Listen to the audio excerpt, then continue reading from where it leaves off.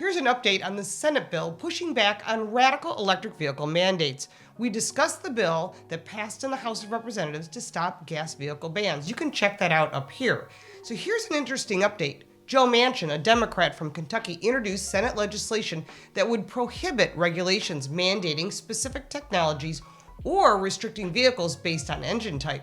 That means you can't have electric vehicles only, and I'm thrilled to see this. Senate Finance Committee Ranking Member Mike Crapo, a Republican of Idaho, and Senator Pete Ricketts of Nebraska are leading the coalition of 25 Senate Republicans who have introduced legislation to block the implementation of the EPA tailpipe emissions rules.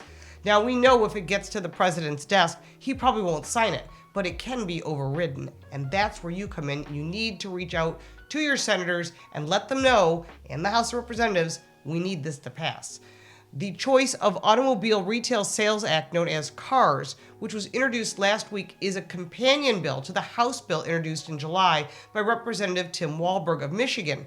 If passed, the legislation would strike down an ambitious EPA rule introduced in April that would require as much as 67% of new sedans, crossovers, and light trucks to be electric by 2032.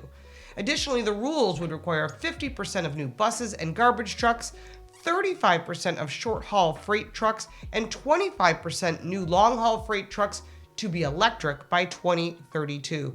The grid can't support it. We know that, and the CARS Act backs that, which is co-sponsored by Senator Joe Manchin, a Democrat from West Virginia, would also prohibit regulations that would mandate the use of specific technologies or limit the availability of new vehicles based on their engine type.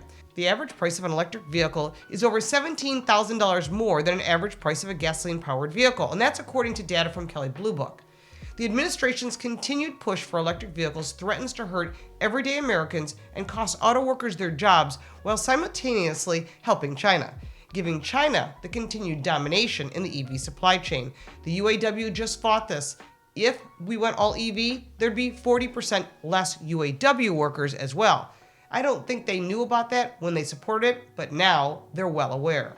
The House companion bill receives support from various industry groups, including the American Petroleum Institute and the American Fuel and Petrochemical Manufacturers. The Choice in Automobile Retail Sales, the CARS Act, would prohibit the EPA from finalizing, implementing, or enforcing its proposed emissions rule. It would prohibit the use of authorities under the Clean Air Act to issue regulations that mandate the use of specific technologies or that would limit the availability of new motor vehicles based on the vehicle's engine type. This includes any regulation prescribed on or after January 1st, 2021. This would require the EPA to update any regulations since that date, and that would result in the limited availability of new vehicles based on the vehicle's engine within 2 years. We want to have our choices. Whether you want gas, diesel, electric, hybrid, plug-in hybrid, or all electric, you should be making the choice, not the government. And this would also end the EPA's radical agenda, which is driving up costs for people and handing the keys of America's auto industry to China. The automobile industry groups have also spoken out against the EPA regulations, and that includes the National Auto Dealers Association, and they called these rules way too far, way too fast, and the Alliance for Automobile Innovation said they're neither reasonable nor achievable in the time frame provided. I don't think they're reasonable or achievable in any time frame. You need to make the choice. And the NADA filed comments opposing the rule and endorsing the Walberg and Crapo's bill. Let's get this bill passed. Let's get this to the president's desk. We know he won't sign it, but then we're going to go back and we're going to override that veto. The big question is, why would the government push too hard, too fast to go all electric if consumers are not buying in on this push? Is there an ulterior motive? Well, I'm sure there is. You can put that in the comments below because I love your comments. Happy to reply. If you like this video, give it a like and subscribe for more videos like this one. If you have any questions or comments, let's get the ball rolling. You can support me by buying me a cup of coffee. The link for that is in the description, plus the links for our website, social media, the book, and my podcast. I'm Lauren Fix. Thank you so much for watching.